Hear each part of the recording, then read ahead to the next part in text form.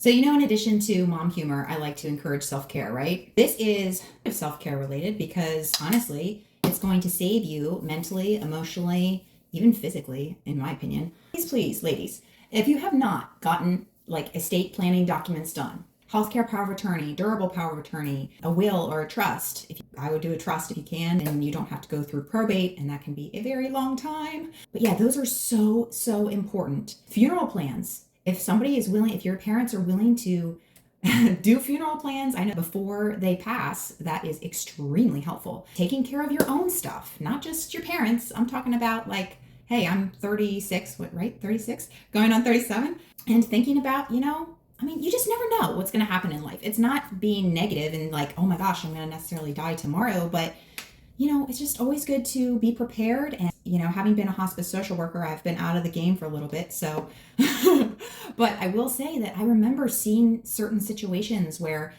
I just felt really bad for the family, and it stunk because they didn't have those documents in place.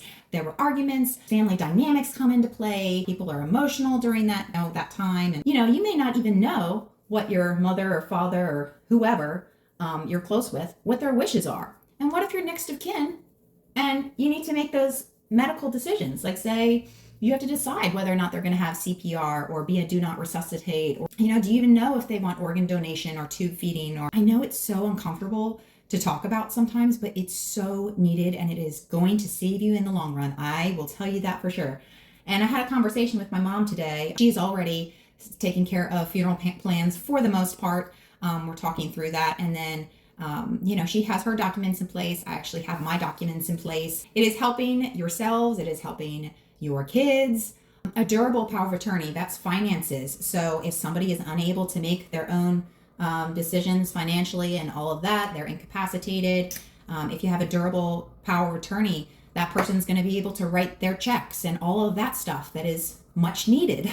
I've known people where they haven't had a power of attorney in place. They have to go to next of kin, and next of kin is, I don't know, whoever it is may not be actually close with the person, like not just geographically, but they're just not on good terms or whatever the case may be. But legally, it has to go to that person, and it's just, yeah.